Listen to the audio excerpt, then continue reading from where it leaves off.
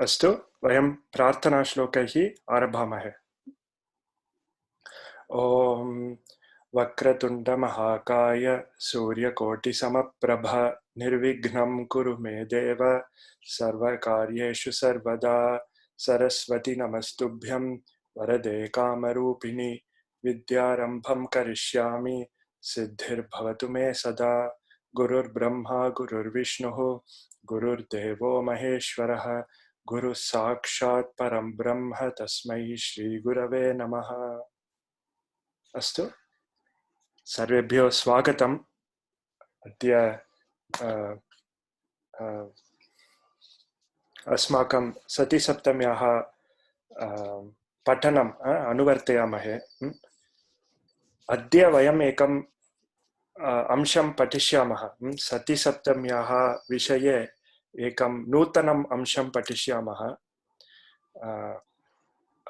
It is a very interesting point. अतः भवन्तः शृण्वन्तु. It is not so important from our Shiksha syllabus point of view. It is not discussed in the book. Atah, this is more for your knowledge of Sati Saptami. Parantu tasmat purvam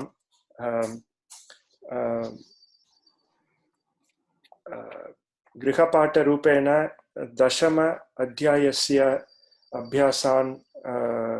अभ्यासाः करणीयाः इति आसीत्।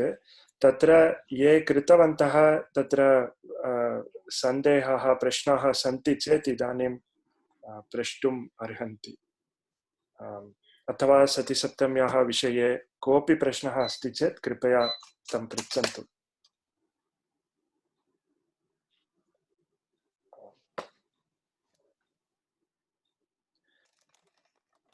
अस्तु, नास्ति इति भासते, तर्हि वयम् अग्रे गच्छामः। अहं स्क्रीन् शेर् करोमि।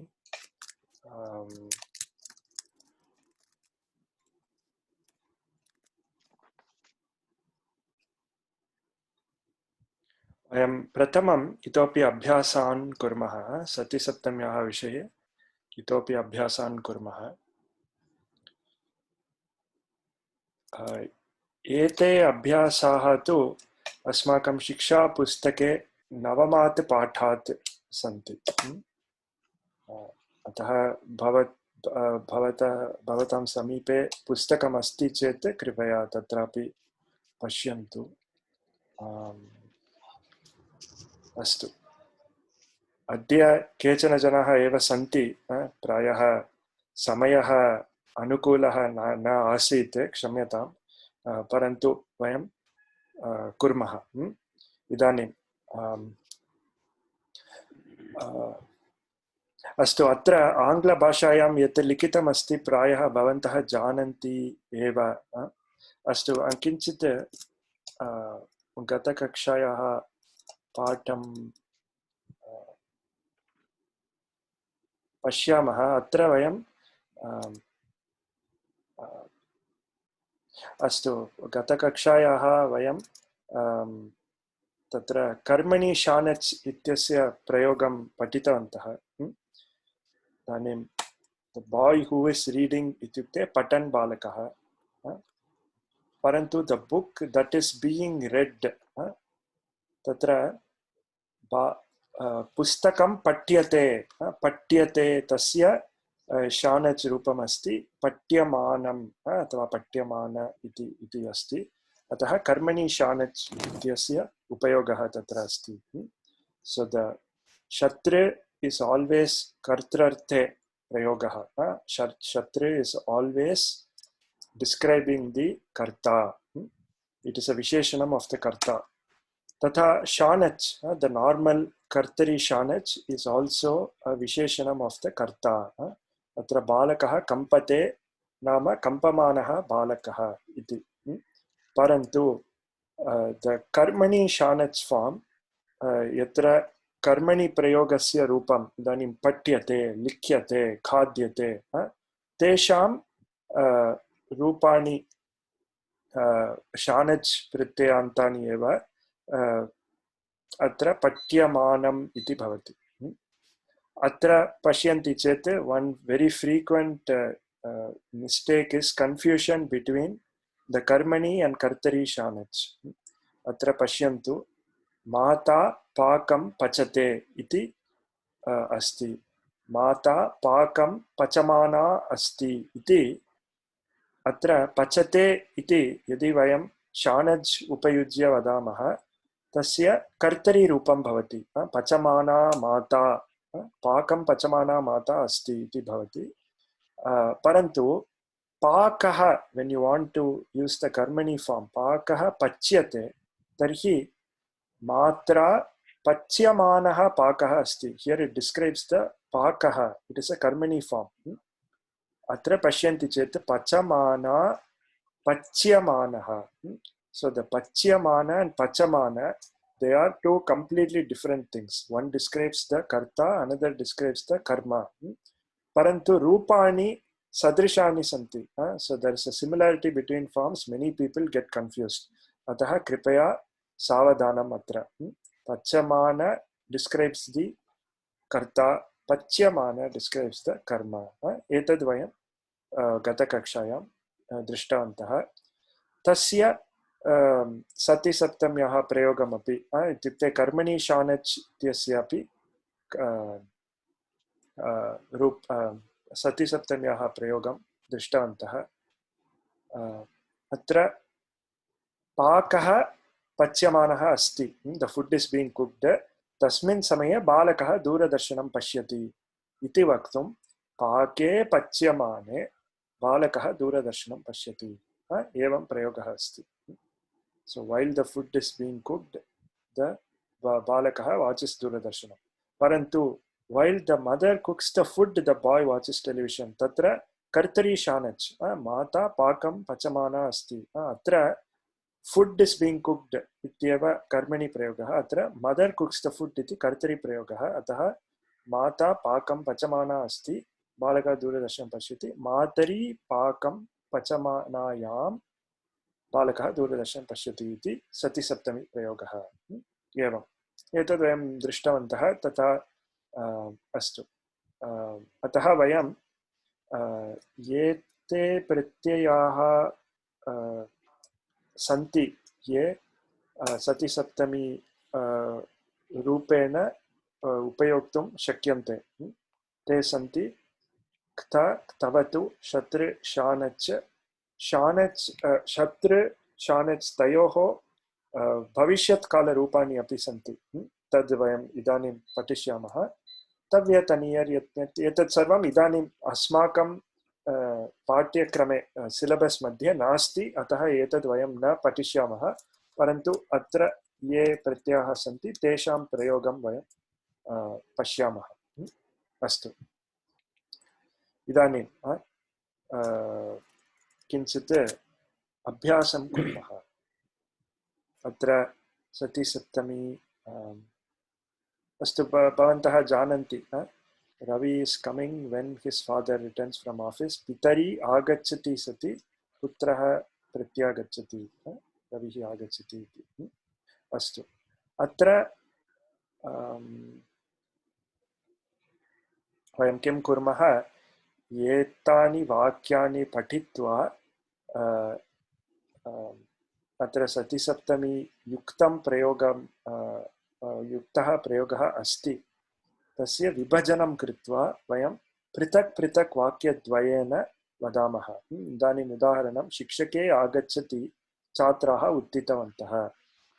शिक्षकः किम् आगच्छन् अस्ति, शिक्षकः आगच्छन् अस्ति, तदा छात्राः उत्थितवन्तः इति. अत्र शतृ, शतृ इत्यस्य सतिसप्तमी प्रयोगः. एवं वयं वाक्यद्वये अथवा यदा शिक्षकः आगच्छन् अस्ति तदा छात्राः उत्थितवन्तः तथापि वक्तुं शक्नुमः. अस्तु. तस्य सतिसप्तम्याः स्थाने अन्यत् किमपि रूपम् उपयुज्य वाक्यं वदन्तु इति अभिप्रायः. अस्तु. अत्र आरम्भं कुर्मः. वेङ्कटरामन् महोदय, भवान् कृपया आरम्भं कारयतु. अत्र द्वितीयं वाक्यं कृपया पठित्वा तस्य परिवर्तनं करोतु. प्रथमं शिक्षके आगच्छति सति छात्राः उत्थितवन्तः। परिवर्तनं कृत्वा शिक्षक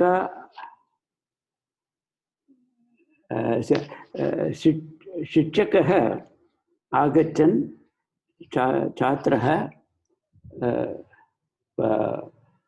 शिक्षकः आगतः छात्राः उत्थितवन्तः।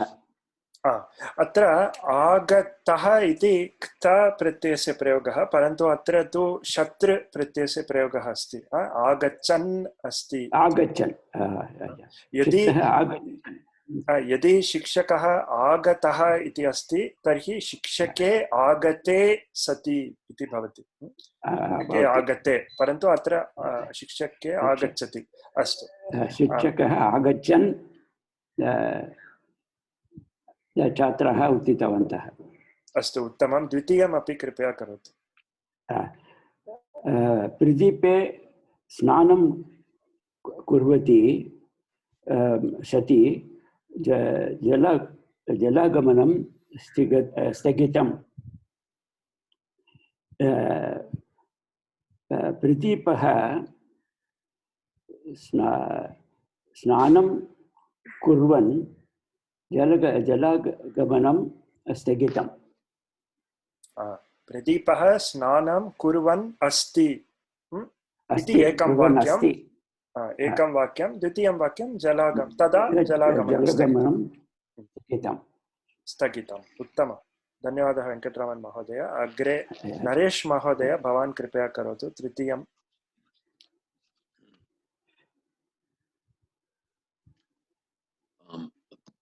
पुत्रयेषु आगच्छत्सु सत्सु माता संतुष्टा।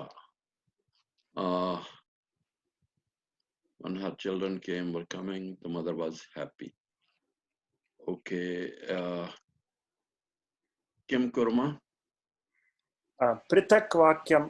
अत्र सतिसप्तम्याः प्रयोगस्य स्थाने सुलभानि वाक्यानि उपयुज्य। पुत्रः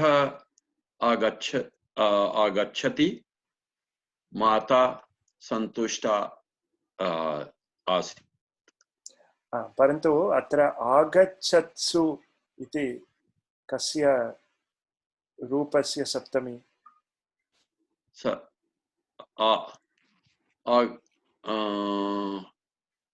आगच्छत्सु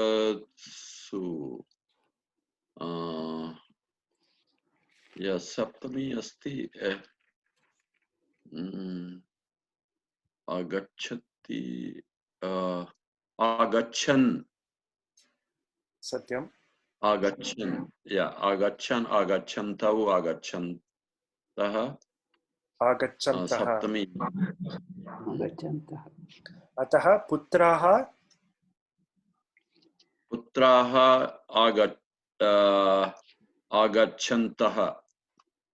आगच्छन्तः सन्ति।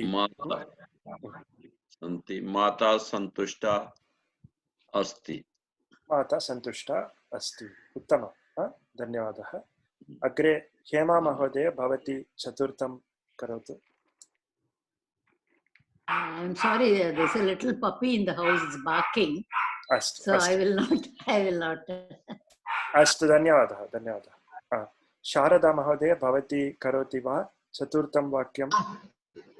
चतुर्थं, जनेषु कोलाहलं कुर्वत्सु सत्सु चोरः पलायितवान्.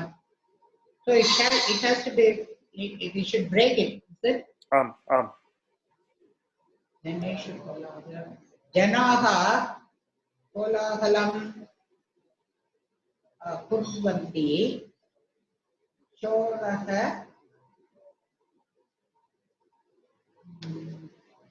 जनाः कोलाहलम् अकुर्वन्, चोरः पलायितवान्, तदेव। अत्र कुर्वत्सु इति कस्य तस्य प्रथमा विभक्ति रूपं किम्? करोति, is it करोति? न करोति इति क्रियापदं, करोति इति क्रियापदम्, अत्र क्रियापदस्य तु कुर्वन्, कुर्वन्तः बहुवचनं। Okay. So So it should be in Shatru Pratyaya. Is it? उत्तमम्, आम् सत्यं। जनाः कोलाहलं जनेषु, isn't it? So it is singular. न जनेषु इति बहुवचनं। जनाः कोलाहलं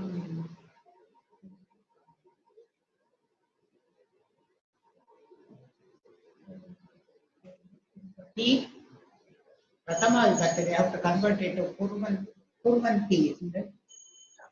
कुर्वन्तः सन्ति, कुर्वन्तः सन्ति, अत्र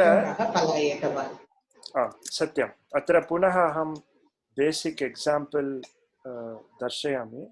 वयं प्रथमं किं दृष्टवन्तः, अत्र रामः वनं गतः, दशरथः दिवं गतः। On Rama going to the forest, Dasharatha died. अत्र यत् प्रथमा विभक्त्याम् अस्ति तस्य सप्तमी विभक्ति उपयोगः भवति। रामः गतः, so both of these are in prathama. On Rama going to the forest इत्युक्ते रामे वनं गते, अत्र गतः गते रामः रामे इति, रामे वनं गते दशरथः दिवं गतः। On Rama going to the forest, Dasharatha died इति। तथा एव अत्रापि Yeah, I joined in the middle, so I could not get the connection. Okay, my understanding is if it is in Shatru, we should convert it to Shatru Prathama. Satyam. Satyam. And if it is in any other Kritanta, that respective Kritanta form Prathama should be made. Satyam. Atra yadi atra kolahalam kurvateshu कृतेषु तथा किमपि अस्ति चेत् कृतेषु तत्र कृत इति क्त प्रत्ययस्य प्रयोगः, तर्हि जनाः अस्तु तत् अत्र युक्तः नास्ति। अस्तु अत्र शत्रुप्रत्ययस्य प्रयोगः एव। अत्र कृतवन्तः जनाः कोलाहलं कृतवन्तः, तर्हि जनेषु कोलाहलं कृतवत्सु इति भवति। तर्हि क्तवतु प्रत्ययस्य प्रयोगः, you have to convert it to क्तवतु प्रत्ययः एव, कृतवन्तः इति। अत्र तु शत्रु प्रत्ययस्य प्रयोगः, अतः कुर्वन्तः, कुर्वन् कुर्वन्तौ कुर्वन्तः इति प्रथमा विभक्ति रूपम्। अस्तु, धन्यवादः। One question, should it not be in past tense, bhutakale? Janaha kolahalam na पलायितवान् न तथा नास्ति।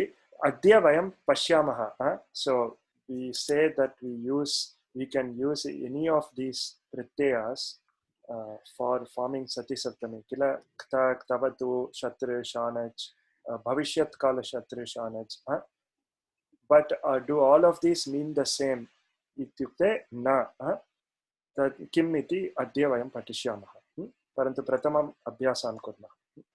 अस्तु, उत्तमं, धन्यवादः शारदा महोदय। I also have a question, but ikta pratyaya cannot be there. Why you said it's not possible? I'm not able to understand. Because ikta pratyaya describes the object. Oh God, basic. Okay. आमां किं जनैः कोलाहलः कोलाहले कृते तथा वक्तुं शक्नुमः। जनैः कोलाहले कृते चोरः पलायितवान्, तथा वक्तुं शक्नुमः। It's a basic question. Okay, thank you. धन्यवादः, उत्तमः प्रश्नः। अस्तु, अनुराधा महोदय, भवती एव अग्रिमं करोतु, पञ्चमं वाक्यं। कपिषु पश्यत्सु सत्सु हनुमान् समुद्रलङ्घनं कृतवान्। while the monkeys watched Hanuman cross the ocean. Kapayah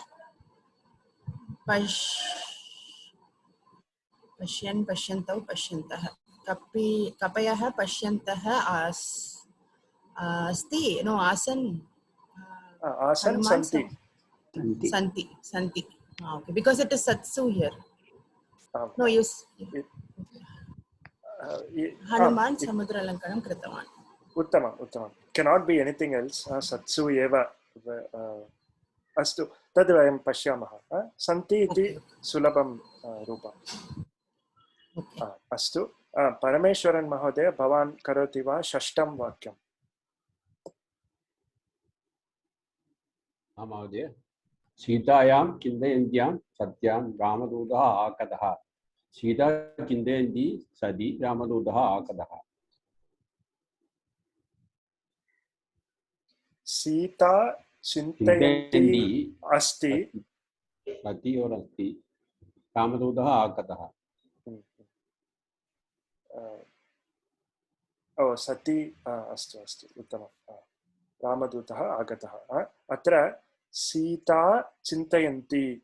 This is the Sita Chintayanti asti. Sita is thinking. Sita Chintayanti asti. Shatri pratyasya prayogaha. Tasya saptami rupam asti. Sitayam Chintayantyam Satyam Ramadutaha agataha. Atra pashyantu. Sita Chintayanti asti. Sita is thinking. Ramadutaha agataha. Rama's messenger came. Ityukte, Sita is thinking, at that time Ramadutaha came. On Sita thinking, the Ramaduta arrived. Iti Sati Saptami form. On Sita thinking, Ramadutaha agataha. Sita yam Chintayantyam Ramadutaha agataha. Iti. Uttama. Dhanyawadaha. इदानीं सूर्या महोदय भवती सप्तमं वाक्यं करोति वा? महोदय वानरीषु फलं चोरयन्तीषु सतीषु पितृव्यः प्रकोष्ठं प्रविष्टवान्. वानरी दीर्घ इकारान्त श्रीलिङ्गपदं वा महोदय? आम् सत्यं. वानर्यः फलं चोरयन्त्यः पृथिव्यः प्रकोष्ठं प्रविष्टवान्. उत्तमं. वानर्यः फलं चोरयन्त्यः सन्ति तदा पितृव्यः प्रकोष्ठं प्रविष्टवान्. अत्र वानरी नाम किं? फीमेल मंकी वा? Female monkey. अस्तु. तर्हि पितृव्यः, परन्तु पितृव्यः कः? पितृव्यः नाम फादर्स ब्रदर किल? तत् पितुः भ्राता, परन्तु तस्य कथं प्रयोगः? Connection we are not able. The monkeys are stealing and then the father's brother arrived. Na janam. While the father's brothers arrived, the monkey, at that time monkey was stealing it or whatever, right? Satyam. This Vanari is used more to confuse us students, just to make us think more. Bhavet. Idanim kinchit नूतन विधम एकं वाक्यं पश्यामः. सज्जीव महोदय, भवान् कृपया एकादशं वाक्यं करोतु. प्रयत्नं करोमि महोदय. सर्वेषु शयानेषु सत्सु चोरः गृहं प्रविष्टवान्. सर्वेषु शयानेषु सर्वेषु सर्वाः सर्वे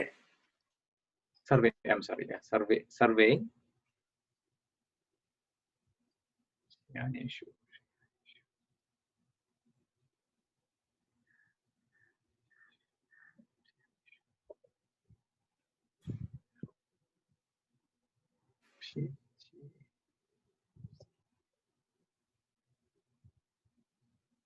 न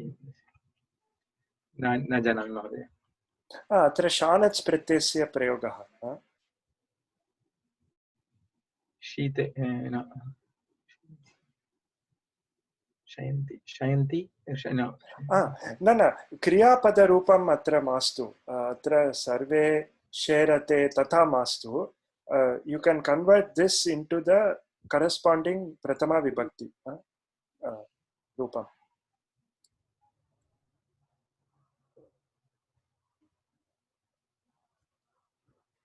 क्षम्यतां महोदय न जानामि। अस्तु अस्तु चिन्ता मास्तु सुलभमेव एकनिमिषम् अहम् उदाहरणम् शयानाः सन्ति अत्र बालकः देवं वन्दमानः अस्ति इति एकं वाक्यमस्ति इति चिन्तयतु तदा किमपि अर्चकः आगच्छति किमपि चिन्तयतु इदानीं पश्यन्तु यदि सति सचिव महोदय भवान् एव वदतु अत्र वाक्यद्वयम् अस्ति so the boy is worshipping the god at that time अर्चकः आगच्छति इदानीं सति सप्तम्याः प्रयोगे एतत् कथं वदामः नाम on the boy praying to the god the अर्चकः arrived अथवा while the boy is praying to the god the अर्चकः आगच्छति एतत् कथं सति सप्तम्याः बालके मन्दमाने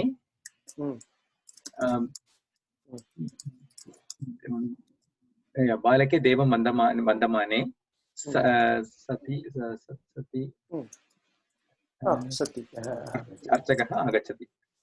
अर्चकः आगच्छति अत्र वन्दमाने इस् शानच् प्रत्यय तस्य प्रथमविभक्तिरूपं वन्दमानः इति अत्र शयानेषु इति शयान इति शानच् प्रत्ययान्तरूपम् एव तस्य प्रथमा विभक्तिरूपं किम्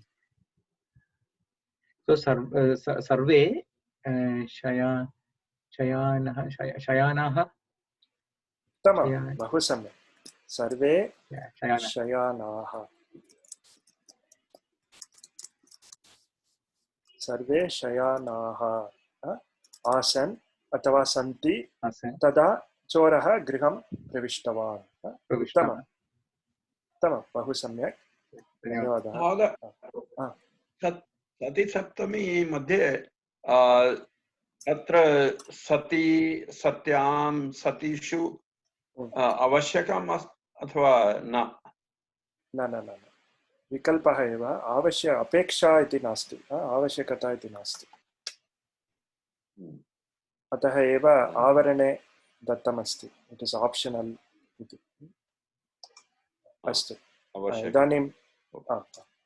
इदानीं ट्रिक् क्वेश्चन् राम महोदय भवान् 12 वाक्यं करोति वा हरौ चेष्टमाने सति शिशुः अधः अपतत्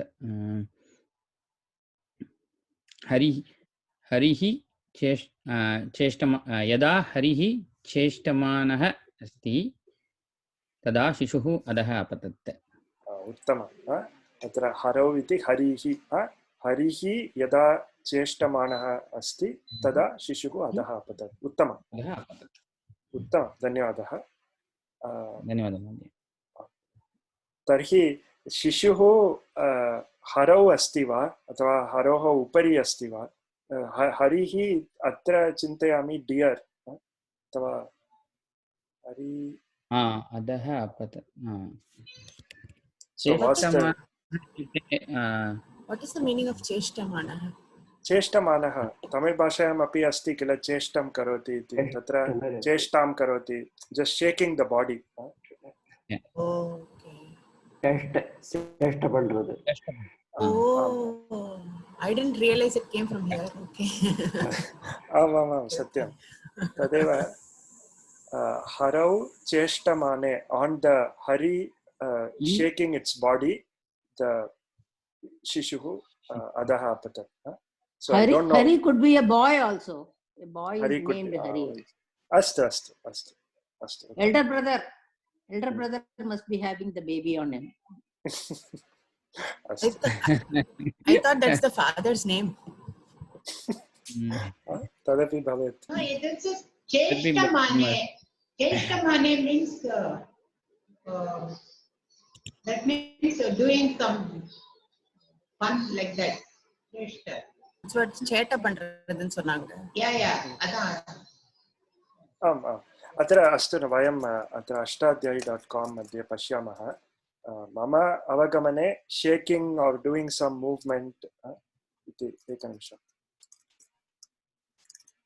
चेष्टते इति चिन्तयामि ललानः इति अर्थे भवितुम् अर्हति वा कस्मिन् अर्थे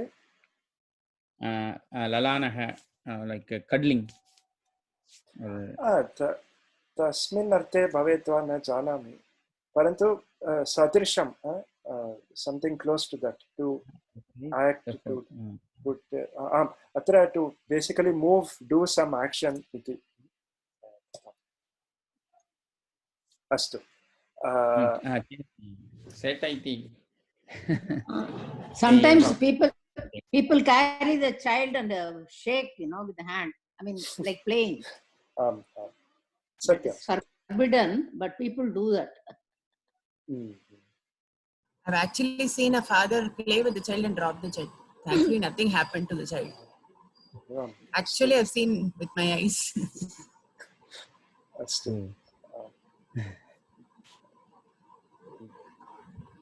What is tricky, Mahoday? That's that question. Tricky is just that atra harau iti hari iti sattami. Okay. परन्तु राम महोदयः सम्यक् कृतवान्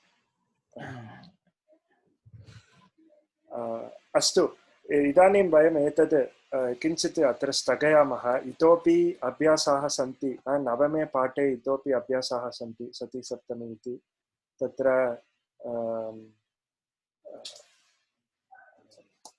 अत्र भवन्तः द्रष्टुं शक्नुवन्ति खगे डयमाने वृष्टिः आरब्धा खगः डयमानः अस्ति तदा वृष्टिः आरब्धा सुलभमेव भवन्तः एव एतत् सर्वं कर्तुम् अर्हन्ति गृहपाठरूपेण एतत् कुर्वन्तु the 9th chapter अभ्यासान् कृपया गृहपाठरूपेण कुर्वन्तु इदानीं वयं नूतनम् एकम् अंशं पठिष्यामः यथा अहम् उक्तवान् परीक्षायाः कृते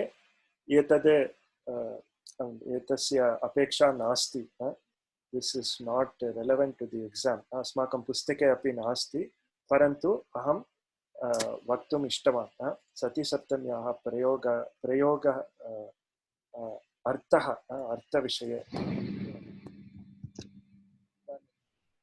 वयं दृष्टवन्तः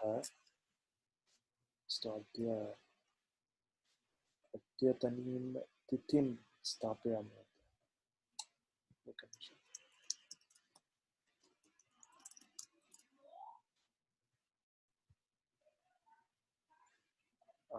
अत्र वयं दृष्टवन्तः किं बहवः प्रत्ययाः सन्ति तवतु शत्रुशानच् इदानीम् एतदेव वयं पश्यामः वयं किं कुर्मः अहं वाक्यद्वयं वदामि तत् अस्तु The boy is reading the book. Boy is reading the book. The teacher arrives. The book is being read. The teacher arrives.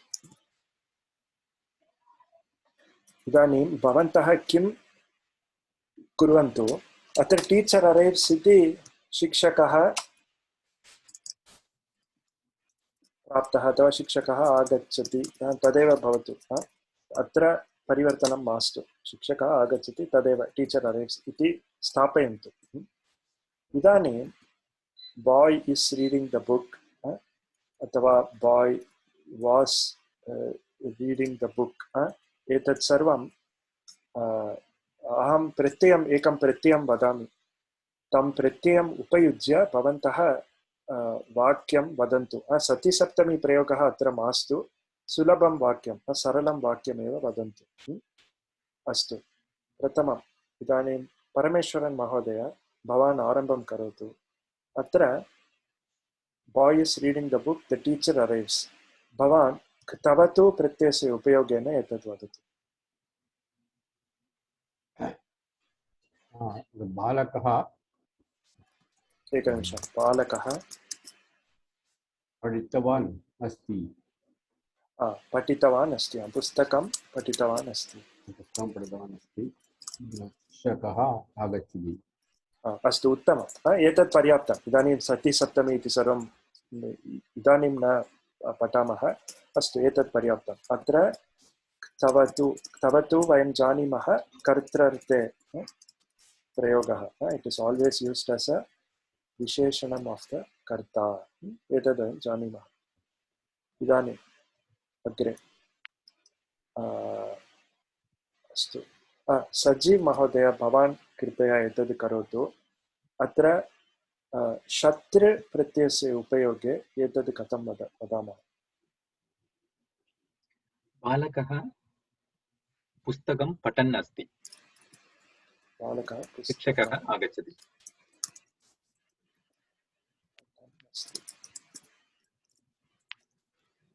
शिक्षकः आगच्छति उत्तमम् अत्र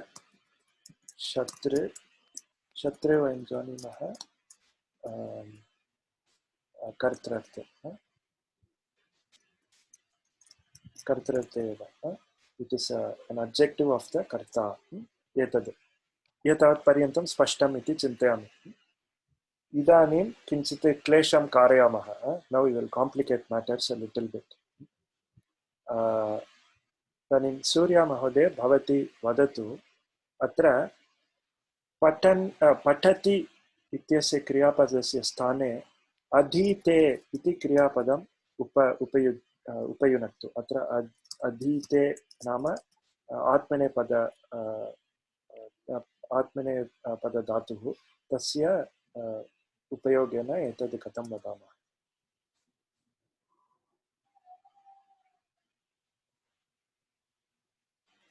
बालकः पुस्तकं आत्मनेपदी धातुस्य शानज् रूपम् अधीते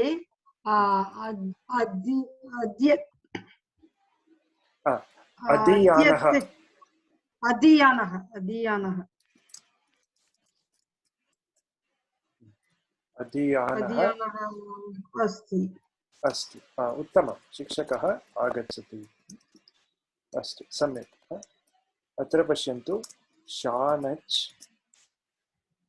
कर्मार्थे न क्षम्यतां कर्त्रार्थे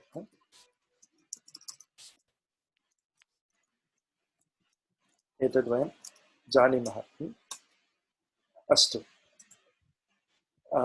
इदानीम् अग्रिमम् अस्ति अस्तु वयं तव तु शत्रु शानच् एतेषां प्रयोगं कृतवन्तः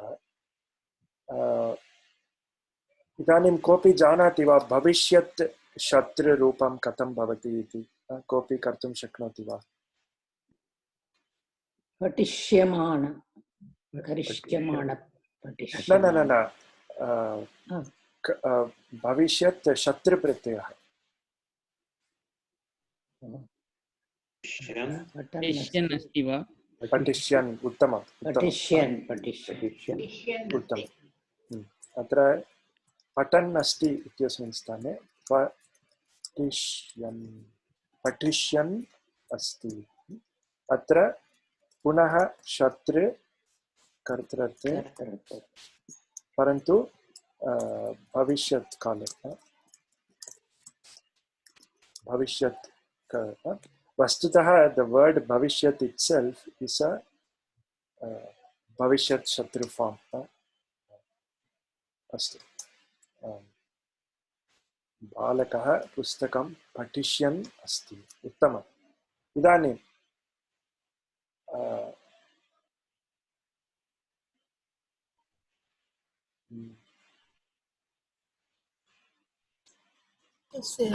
शिक्षकः आगमिष्यति will be there, no then? न तदेव अहं वदामि तदेव Okay. इदानीं सः एव चर्चाबिन्दुः किञ्चित् अहं वदामि परन्तु तस्मात् पूर्वं वयं क्ता प्रत्ययस्य उपयोगमपि कुर्मः एतद् इदानीं अधीयानः इति वर्तमानकालशत्रुरूपं शानच् रूपं देर् इस् आल्सो भविष्यत् शानच् रूपम् अहं तस्य रूपं सम्यक् न जानामि प्राबब्लि सम्थिङ्ग् लैक् अध्येष्यमानः किमपि तथा किमपि भवति अहं सम्यक् न जानामि परन्तु इदानीं वयं क्ता प्रत्ययस्य प्रयोगं कुर्मः क्ता प्रत्ययस्य प्रयोगं कृत्वा एतद् वदामः अत्र तु कर्मणि अस्ति the book is being read अतः कर्मार्थे ये प्रत्ययाः सन्ति तेषामेव प्रयोगः अत्र the book is being read इति इदानीं कः वाक्यः राम महोदय भवान् कृपया वदतु the book is being read कथं क्ता प्रत्ययस्य प्रयोगेन वदामः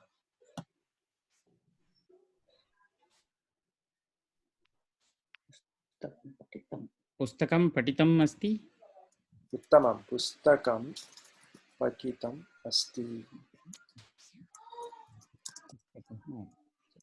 उत्तमं पुस्तकं पठितम् अस्ति शिक्षकः आगच्छति अस्तु एतद् इदानीं त्यजामः अत्र किं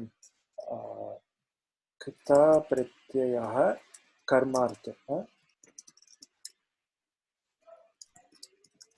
कर्मार्थे नाम कर्मणः विशेषणम् अस्ति इट् is an adjective of the karma the pustakam is not the karta here it is the thing being read receiving the action tasya visheshanam asti एवं पुस्तकं पठितम् अस्ति एवम् उत्तमम् इदानीं कः नरेश महोदय भवान् इदानीं कर्मणि शानच् उपयुज्य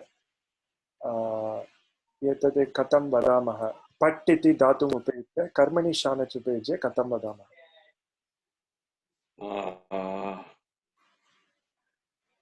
पुस्तकं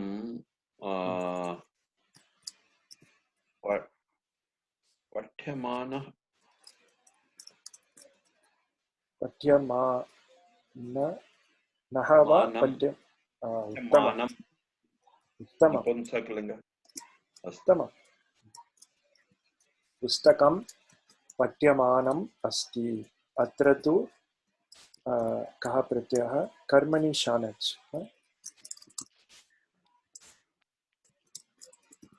कर्मणि शानच् थ्रू कर्मार्थे एव इदानीं कर्मणि शानच् भविष्यत् रूपं तदपि कुर्मः कर्मणि शानच् भविष्यत् रूपं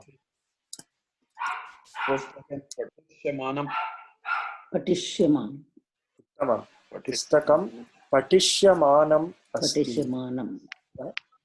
the book will be read iti kimapi it's difficult to translate into English pustakam patishyamanam asti the book is being read parantu future bhavishyat kala will be read kimapi astu pustakam patishyamanam asti being read again while the book is being read in future satyam अत्र पश्यन्तु this कर्मणि शानच् पठिष्यमानम् एवं वयं रूपाणि सम्भाषणे अपि पश्यामः इदानीं तत्र यदि भवन्तः पूजां कुर्वन्ति तत्र हेमा महोदय किम् आगच्छति करिष्यमाणे करिष्यमाणे पूजायां आम् आम् आम् आम् अत्र सङ्कल्पसमये उत्तमं सङ्कल्पसमये आगच्छति इदानीम् एकम् उदाहरणं वदामि करिष्यमाणस्य कर्मणः एवं तत्र किं विघ्नेश्वरपूजां कुर्मः किल तत्र आदौ करिष्यमाणस्य कर्मणः निर्विघ्नेन समाप्त्यर्थं विघ्नेश्वरपूजां करोमि इति अस्माकं सङ्कल्पः अस्ति किल तत्र करिष्यमाणस्य कर्मणः तत्र कर्मणि शानच् भविष्यत्कालरूपम् अस्ति करिष्यमाण या करिष्यमान तदेव प्रश्नः करिष्यमाणस्य कर्मणः तत्र न अत्र णत्वं सिद्ध्यते शकारः अस्ति अस्तु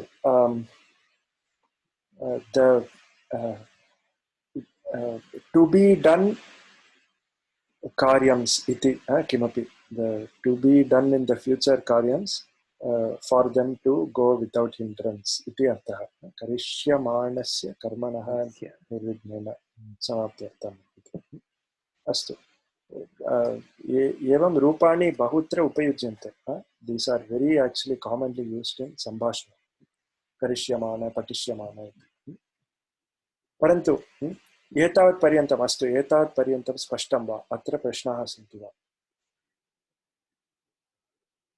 पठिष्यमाणं नत्वं will not come पठिष्यमाणं exception न पठिष्यमाणं तत्रापि आगच्छति एव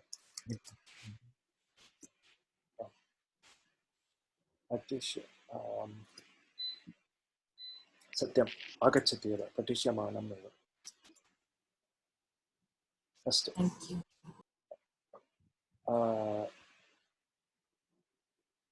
एवं परन्तु यथा भवन्तः उक्तवन्तः अर्थभेदाः सन्ति सूक्ष्म अर्थभेदाः सन्ति इदानीं बालकः पुस्तकं पठितवान् इत्युक्ते the boy read the book अत्र बालकः पुस्तकं पठन् अस्ति नाम the boy is reading the book तथा एव अत्र अधीयानः अपि इस् रीडिङ्ग् इस् स्टडिङ्ग् बालकः पुस्तकं पठिष्यन् अस्ति the boy will be reading the book in the future इति अर्थः अत्र पुस्तकं पठितं बुक् वास् रेड् भूतकाले पुस्तकं पठ्यमानं the book is being read इदानीं प्रचलति पठनकार्यं पुस्तकं पठिष्यमानं भवति इत्युक्ते the book will be read at some time in the future इति अर्थः अत्र अर्थभेदाः सन्ति तर्हि सतिसप्तम्याः प्रयोगे अर्थभेदः कः इति वयं पश्यामः when we use these in satisaptami roughly स्थूलतया वदामः चेत् सदृशः अर्थः एव almost the same meaning तत्र क्रियायाः समकालीनत्वं तथा दर्शयति the two actions happen at approximately the same time बालकः पुस्तकं पठितवान् अत्र सतिसप्तम्याः प्रयोगे बालके पुस्तकं पठितवती शिक्षकः आगच्छति अपि च बालके पुस्तकं पठति शिक्षकः आगच्छति बालके पुस्तकम् अधीयाने शिक्षकः आगच्छति बालके पुस्तकं पठिष्यति शिक्षकः आगच्छति so 4 sentences in sati saptami roughly the same meaning it means the shikshakah comes at around the same time that the patana karyam is happening iti arthah tatra it indicates closeness of the two actions parantu artha bedah asti kah artha bedah ityukte etad vayam pratamam स्वीकुर्मः पुस्तकं पठितवान् अस्ति अथवा पुस्तकं पठितम् अस्ति तदपि भूतकालं दर्शयति किल अत्र शिक्षकः आगच्छति वाक्यद्वयं भूतकालं दर्शयति अत्र क्तवतु अपि च क्त प्रत्ययौ भूतकालं दर्शयतः, the past. Tarhi, the subtle difference in meaning here is prathamam adau patana karyam, patana kriya, anantaram agamana kriya. Ityukte balakah has already started reading the book, अथवा he read the book. तद अनन्तरं शिक्षकः आगच्छति इति अर्थः. It is almost at the same time, but there is an order to these two kriyas. प्रथमं पठनक्रिया भवति, तद अनन्तरम् आगमनक्रिया, शिक्षकस्य आगमनक्रिया. एतद् अनन्तरम् अत्र पश्यन्तु, पठितवान्. So the ज्ञापकक्रियायाः प्रत्ययं किं इति दृष्ट्वा वयं वदामः, the order of the operations. The ज्ञाप्यक्रियायाः रूपं किमपि तत्र प्रासङ्गिकः नास्ति. This is not relevant. This can be in present tense, future tense, किमपि भवेत्. परन्तु this is the one that determines which happens first. अत्र बालकः पुस्तकं पठितवान् अस्ति, शिक्षकः आगमिष्यति अथवा शिक्षकः आगतः आगतवान्, यत्किमपि भवतु, the order is अत्र it tells you whether these two actions together happened in the past or future or present relative to now. आगमिष्यति इत्युक्ते future, आगच्छति इत्युक्ते इदानीम्, आगतः अथवा आगच्छत् नाम भूतकाले. तद् अत्र इदानीम् अस्माकं किम् अवधानं तत्र नास्ति. अस्माकम् अवधानम् अत्र पठितवान् पठितम् इत्यस्मिन् अस्ति. अत्र आदौ पठनक्रिया भवति, अनन्तरम् आगमनक्रिया. परन्तु इदानीं शत्रुशानच् वयं स्वीकुर्मः चेत् अत्र वाक्यद्वयं लेपयामि. बालकः पुस्तकं पठन् अस्ति, शिक्षकः आगच्छति. पुस्तकम् अधीयानः अस्ति, शिक्षकः आगच्छति. नाम अत्र पठनक्रिया आगमनक्रिया समानकाले भवतः. इत्युक्ते both of these happen at the same time. यदा बालकः पुस्तकं पठन् अस्ति तदा शिक्षकः आगच्छति इति. The actual subtle सूक्ष्म भेदः अस्ति, अर्थभेदः अस्ति. These two are happening simultaneously. पठनक्रिया च आगमनक्रिया च एकस्मिन् एव समये प्रचलतः इति. इदानीं भविष्यत् किमपि रूपं स्वीकुर्मः. भविष्यत् शत्रु अथवा भविष्यत् किं भविष्यत् शानच् किमपि कर्मणि शानच् एतद् वयं स्वीकुर्मः. अत्र प्रथमम् अस्ति आदौ आगमनक्रिया, अनन्तरं पठनक्रिया. So this third form is very rarely used and it is very, very difficult to translate into English. The boy will be reading while the teacher arrives. Athava the boy will be reading after the teacher arrives. Kimapi tatha bhavati. It does not really make sense in English. Parantu atra sukshma arthavedah asti. There is a subtle difference in meaning. Asmakam parikshayaha krite etad एतस्मिन् विषये चिन्तां मा कुर्वन्तु. This will not be asked in the exam. परन्तु किञ्चित् सतिसप्तम्याः प्रयोगः कथम् इति दर्शयितुम् अहम् उक्तवान्. एतस्मिन् विषये किञ्चित् वयम् अभ्यासं कुर्मः. अत्र पश्यन्तु, अत्र सौम्या महोदयायाः एव स्लैड्स् अत्र सन्ति. अस्तु, अत्र पश्यन्तु.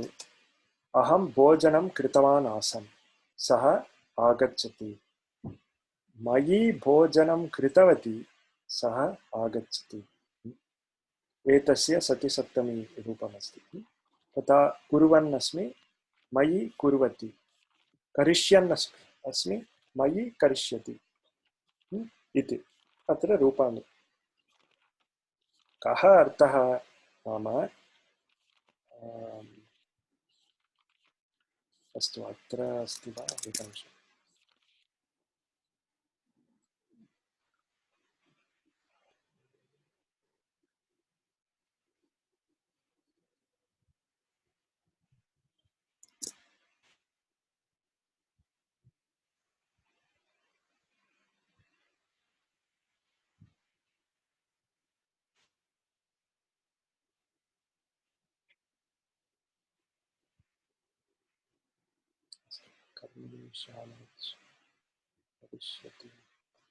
अस्तु प्रायः अत्र स्लैड्स् मध्ये न दर्शितः परन्तु तस्य व्याख्यानं पश्यन्तु गो टु द लास्ट् अहं चिन्तयामि अन्तिमं पाठं गच्छन्ति चेत् तत्र वीडियो पश्यन्तु चित्रं पश्यन्तु तत्र सा वर्णयति एतस्मिन् विषये सा दीर्घतया वर्णयति अत्र कः अर्थभेदः अस्ति इति अतः इदानीं वयं वदामः रामः वनं गच्छन् अस्ति दशरथः दिवङ्गतः अत्र यदा रामः वनं गच्छति नाम सः वनं न प्राप्तवान् he has not reached the वनं yet सः वनं गच्छति he is going तस्मिन् एव समये दशरथः म्रियते इति अर्थः at the same time that he is going दशरथः म्रियते इति अर्थः यतः अत्र गच्छन् इति शत्रुप्रत्ययस्य प्रयोगः अस्ति परन्तु अत्र रामः वनं गतः वनं गतः दशरथः दिवङ्गतः एतस्य सतिसप्तम्याः प्रयोगे रामे वनं गच्छति दशरथः दिवङ्गतः नाम अत्र both actions happen simultaneously अत्र रामः वनं गतः दशरथः दिवङ्गतः रामे वनं गते दशरथः दिवङ्गतः अत्र तु का क्रिया प्रथमं प्रचलति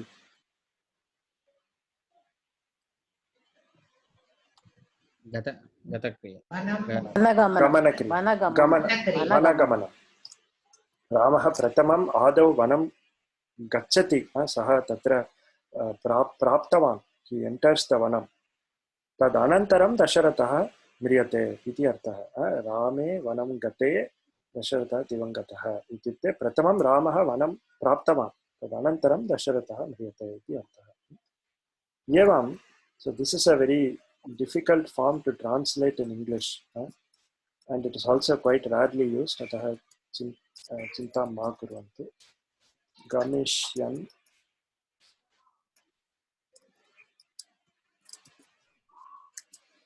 गमिष्यन् अस्ति अत्र रामे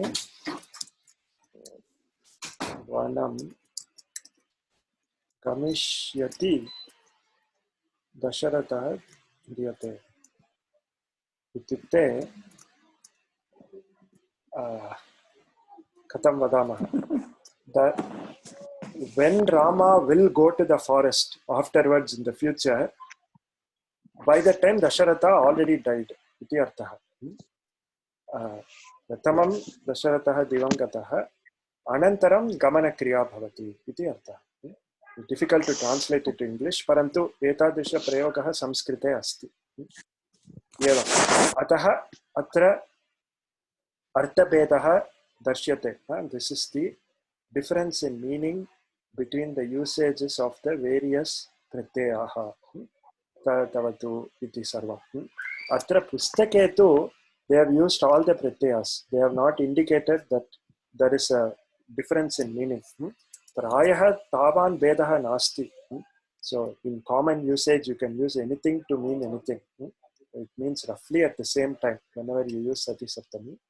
Parantu atra sukshma artha vedah asti iti darshayitumeva aham etad uttama. One doubt. अस्तु पुनः एकवारं वदामि परन्तु कः सन्देहः भविष्यत्कालरूपं किञ्चित् क्लेशः अस्ति प्रथमं किं भवति दिवङ्गतः प्रथमं दिवङ्गतः इति क्रिया अस्ति अनन्तरं गमनक्रिया अस्ति so अत्र Rama will go to the forest after Dasharatha died iti kimapi not simultaneously na simultaneously ityukte atra Rame vanam gacchati gachan ityasya रूपमेव समकालीनत्वं प्रदर्शयति. I have one more doubt. पृच्छतु कृपया. See this exercise lesson 10 यदा शिशुना स्वप्नः दृश्यमानः आसीत् तदा उच्चैः क्रन्दनं श्रुतं. There is one. Further the answer they have given us शिशुना स्वप्ने दृश्यमाने. That swapna also is taking the saptami, but nowhere we are using it here. No, tatra शिशुना स्वप्नं दृश्यमाने nahi. It is they have given the answer as शिशुना स्वप्ने दृश्यमाने. If we use that here also no here for other places we were not changing the karma to saptami. Ram balakena pustake patyamane or we are not using like that, no? कर्मणि शानच् उपयोगे वयं कुर्मः. पुस्तकं पठ्यमानम् अस्ति, पुस्तके पठ्यमाने किमपि भवति. No. शिक्षकः. Okay. So the karmani shanach or any pratyaya used in karmartha including kta pratyaya tesham upayogah karmanah visheshanam. It is the adjective of the karma. Atah swapne drishyamane nama karmani shanach swapnam drishyamanam. Yes. सम्यक् प्रश्नः. मम एकः प्रश्नः अस्ति. Okay, like for a high level understanding, right? Sati Saptami give the prathama vakyam relative time dadati, khalo. Dvitiyam vakyam absolute time dadati. Satyam. Like with no, right? Tasmin prayoge prathama विभाजनं कृत्वा लेखन समये अस्ति इति प्रथम वाक्यस्य अन्तिमे अस्ति इति प्रयोगं भवितव्यम्. अस्ति अथवा स्तः अथवा सन्ति इति सन्ति वर्तमान क्रिया प्रयोगं भवितव्यं खलु.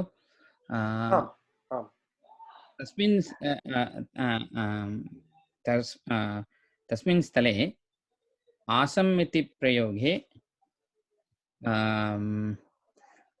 how does the relativity of the time is conveyed? न अत्र वर्तमानकालरूपम् एव भवितव्यम् इति न वदामि. You can even say पठिष्यन् आसीत् पठिष्यन्. My question is, when you use a past tense, let's say बालकः पुस्तकं पठिष्यन् आसम्, शिक्षकः आगच्छति अस्ति चेत् actually let's take the second one. बालकः पुस्तकं पठन् आसम्, शिक्षकः आगच्छति. आसीत् आसीत् पठन् आसीत् शिक्षकः आगच्छति अस्ति चेत् तस्य वाक्यस्य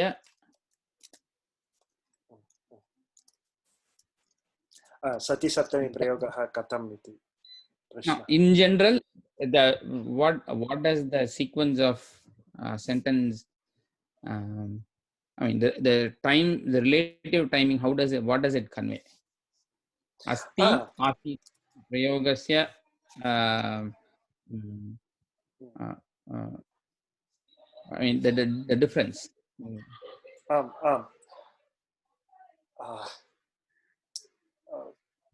Atra the second sentence remains the same. The first sentence, when we change the tense, what is the actual meaning in English? I mean, whether we can even do it or kartum shakyate va? Astu. Prashnah avagatah. Astu. Atra it does not concern with Sati Saptami per se. Just a general question. Idanim vakyadvayam asti chete. Second question is, in related to Sati Saptami, how does it change? Atra astu ahamapi etasmin vishaye chintayayam. I also have to think about this. Mama idanim yat vaktum shaknomi. Sati Saptami usually is used when you have two kriyas close together, happening close together. Idanim balakah gatavarshe pustakam patitavan parantu idanimeva shikshakah agacchati ityukte tatra Sati Saptamyaha prayogaha uchitaha va iti na janami. I don't know if you can use when the time is so far separated. Generally, its use is when there is some closeness between the two kriyas. Ataha Sati Saptamyaha prayogaha atra kartum shaknumaha va iti na janami. Parantu balakaha pustakam patan asit shikshakaha agacchati. So if you tell me these two sentences separately, I will say there is no real relation in time between them. Atra bhutakala darshanam asti, atra vartamana kala darshanam asti. So at some time in the past, some boy read a book. Idanim shikshakaha agacchati. Tayoho madhye kala sambandhaha asti va iti vaktum na shaknomi. This happened broadly in the past.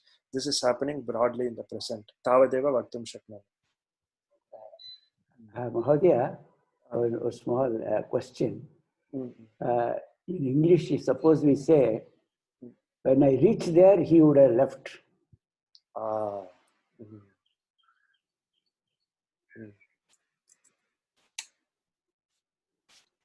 When I reached there, he would have left.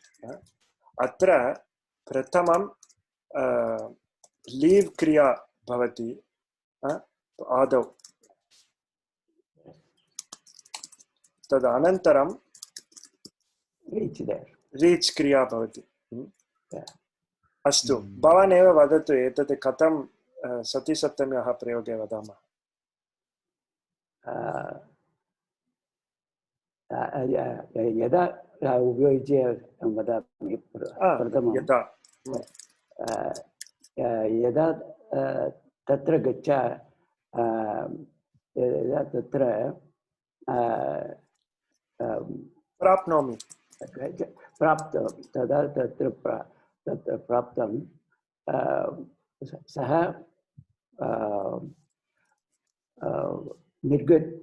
निर्गतवान् एव. अस्तु. अथवा तस्मात् पूर्वमेव सः निर्गतवान् आसीत्. अस्तु. When I reached there, he would have left अथवा he will have left.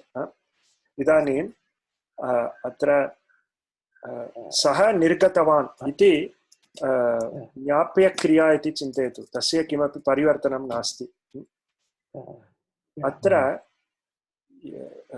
प्राप्तः अस्तु, प्राप्तः इति चिन्तयतु, अथवा प्राप्नुवन् इति शत्रुप्रत्ययस्य अपि प्रयोगः भवेत्। अस्तु, परन्तु इदानीं कः प्रत्ययः?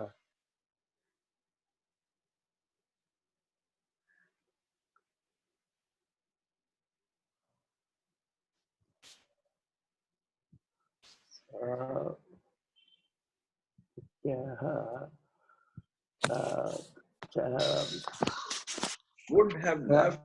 Would there be within? यदा अहं प्राप्स्यामि, तत्र प्राप्स्यामि,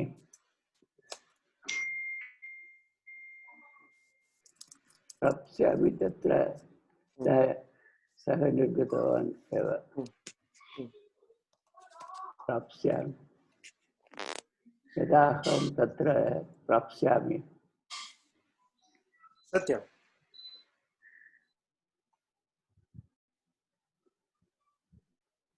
भविष्यत्कालम्।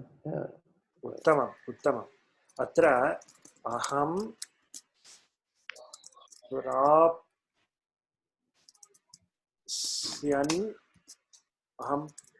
प्राप्स्यन् अस्मि इति किमपि चिन्तयतु। अहं प्राप्स्यन् अस्मि, सः निर्गतवान्। तर्हि मयि प्राप्स्यति, सः निर्गतवान्।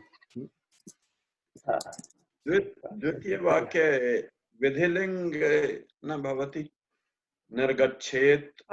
विधिलिङ्ग् तथा भवेत्। आम्, सत्यं, तथा भवेत्। तत् संस्कृते कथं वदामः इति न जानामि। विधिलिङ्ग् लकारस्य सः निर्गच्छेत्। तर्हि अत्र प्रायः तव्यतनीय इति प्रत्ययद्वयस्य प्रयोगः अस्ति वा इति चिन्तयामि। इमे से मयि otherwise the स्यात्, निर्गतवान् स्यात्, that would be he would have means स्यात्। अत्र पश्यन्तु, मयि प्राप्स्यति, सः निर्गतवान् इत्युक्ते he will leave before I reach iti. Astu, prayah, this is how you translate this thing. See, this would have, when you say would have, the chances that he would not also have. So the syat will be there. He might have or tat satyameva. Now we are looking at the relative order of these. Tatra syat athava na syat tatra charcha nasti idani. Parantu yat bhavati vadati tat satyameva. Syat nama he would have left iti. He may have left athava he may not have left iti. Sambhavanarthe. Parantu atra mayi prapsyasi prapsyati ityukte when I before I reach he will have left iti artha. Atra pashyantu, Dasharatha first dies, then Rama goes to the forest iti. When Rama goes to the forest, Dasharatha would have died. Tatapi vayam anuvadam kartum shaknumaha iti chintayam. Now looking at this example, that may be a possible English translation. Dasharatha will have died iti, natu would have died. Atra sambhavana nasti. Astu, uttamaha prashnaha asmin vishaye tu mamapi samyak avagamanam nasti. I only know this at a surface level. Yadi bhavatam itopi etasmin vishaye prashnaha santi kripaya tatra gane preshayantu. Aham shikshakan prishtva uttaram dasyami. Astu. Idanim vayam ekam shlokam kurmaha. अस्माकं पुस्तके एषः श्लोकः अस्ति तस्य विश्लेषणं कुर्मः, analysis कुर्मः। इदानीं अनुराधा महोदय भवती कृपया श्लोकं पठतु। शरीरे जर्जिरे भूते व्याधिग्रस्ते कलेबरे औषधं जाह्नवीतोऽयं वैद्यो नारायणो हरिः। शरीरे जर्जिरे भूते। उत्तमम्। अत्र शरीरे जर्जरीभूते व्याधिग्रस्ते कलेवरे अस्तु, कलेवरे इति चिन्तयामि, न तु कलेवरे, कलेवरे औषधं जाह्नवीतोऽयं वैद्यः नारायणः हरिः इति। अस्तु, उत्तमं, धन्यवादः। इदानीं अहं पृच्छामि, एकं प्रश्नं पृच्छामि। शारदा महोदय भवती अत्र उत्तरं ददातु। शरीरे जर्जरीभूते व्याधिग्रस्ते कलेवरे एतस्य कः प्रयोगः? सतिसप्तमी प्रयोगः। कथम् एतद्? अस्तु, इदानीं प्रथमं चिन्तयतु। शरीरे जर्जरीभूते एवम् एकं वाक्यं एवं योजयतु। औषधं जाह्नवीतोऽयं वैद्यः नारायणः हरिः। इदानीं यदा तदा अथवा यदा शरीरं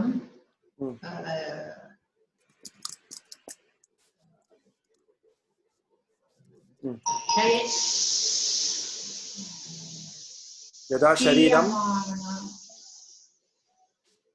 अत्र मान किमपि नास्ति किल, भूत इति क्ता प्रत्ययः। जर्जरीभूतम्।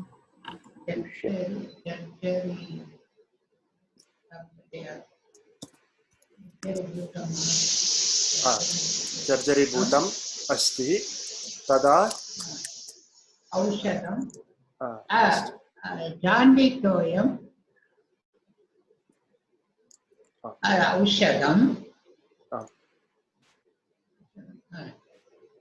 औषधं जाह्नवीतोऽयं सत्यं वैद्यः नारायणः। वैद्यः नारायणः। यदा शरीरं जर्जरीभूतम् अस्ति इति। अत्र अस्तु, क्ता प्रत्ययस्य प्रयोगः, परन्तु कर्मणि कर्तृर्थे प्रयोगः। अत्र शरीरं कर्तृर्थे न कर्तृर्थे एव प्रयोगः।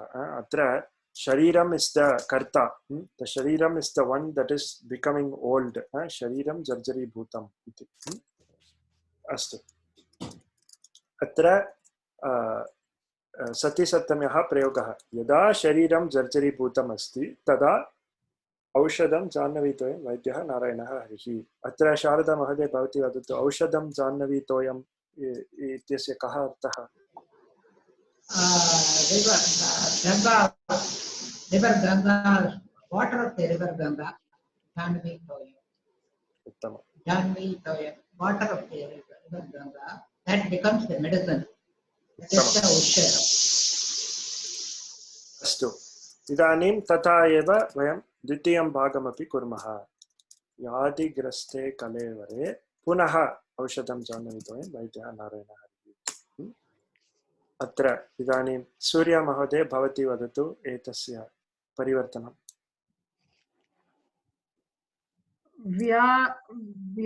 यदा व्याधिग्रस्तः कलेबरः भवति। उत्तमम्। अत्र कलेबरः इति पुल्लिङ्गे वा? न जानामि, एकनिमिषम्। कलेबरः अत्र नपुंसके एव इति उच्यते, अतः नपुंसके एव स्वीकुर्मः। कलेवरं भवति।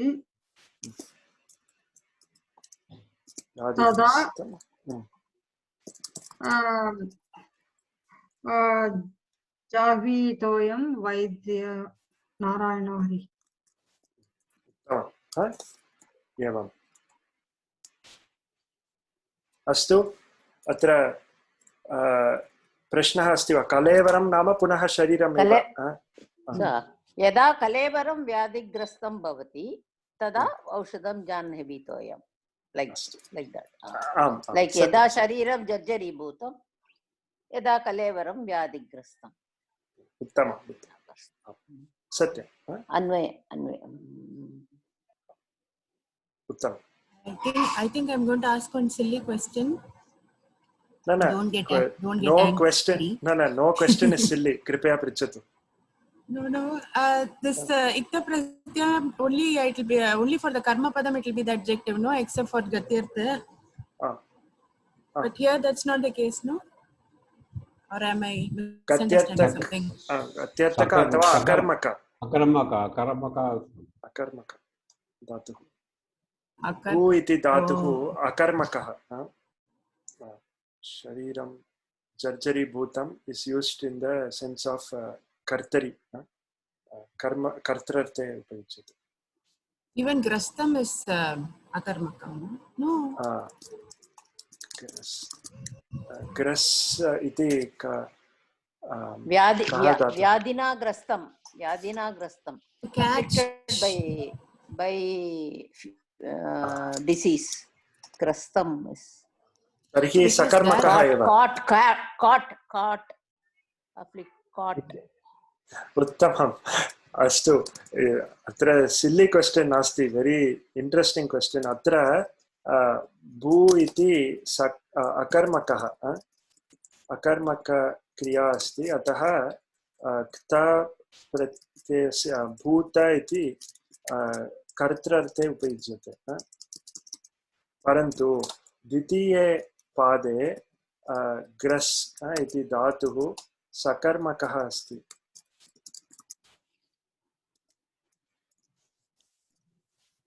गत्यर्थकः किमपि नास्ति सो इट्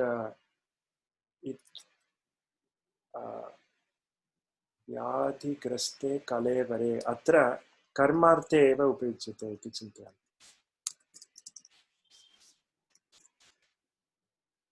एवं भवति वा अत्र कलेवरं व्याधिग्रस्तम् अत्र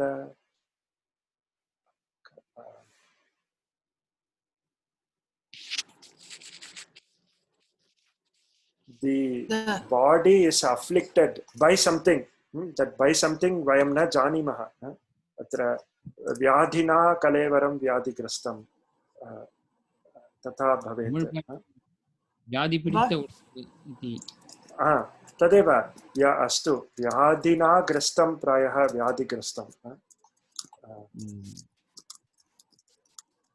व्याधिना कलेवरं ग्रस्तं The body is still doing the action or is it getting the action? It's getting the action. Vyadhina it is affected. The body is affected by the vyadhi. Maybe for beauty they would written like that. Satya. Maybe. This comes in which shloka? Sahasranam. No. सहस्रनाम स्तोत्रे नास्ति अस्माकं पुस्तके अस्ति अहं न जानामि कुतः स्वीकृतः Okay, thank you for making me think.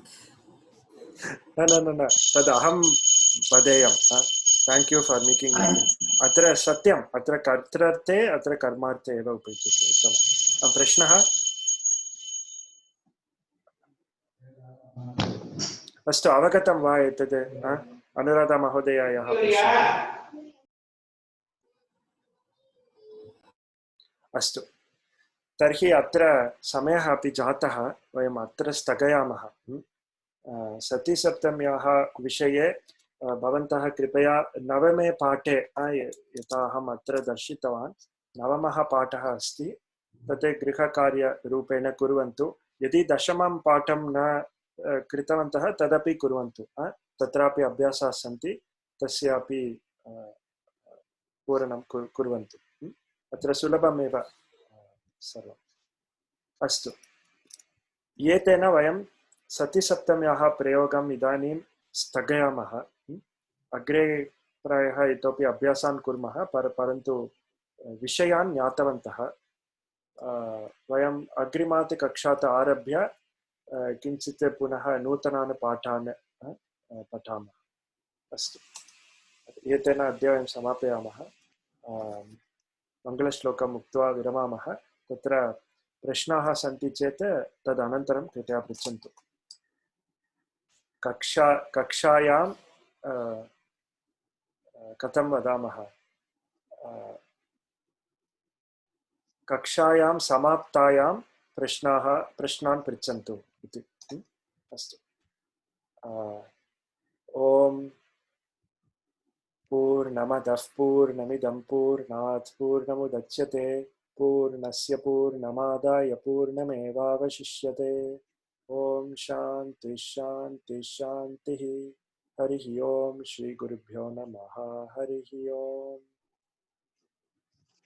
अस्तु धन्यवादाः सर्वेभ्यः धन्यवादाः धन्यवादाः अग्रिमे सप्ताहे मिलामः The recordings on YouTube, will it be there like for quite some time? Because I plan to hear that even next year, because now I'm not going to give the exam. So is there a time period it will be there, or it will be there for quite some time? भवति एव. It will not be taken down. Asti. It will be bhavishyati.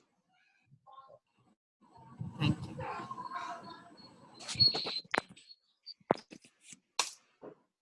धन्यवादः. धन्यवादः. शुभरात्रिः शुभदिनं च. शुभरात्रिः.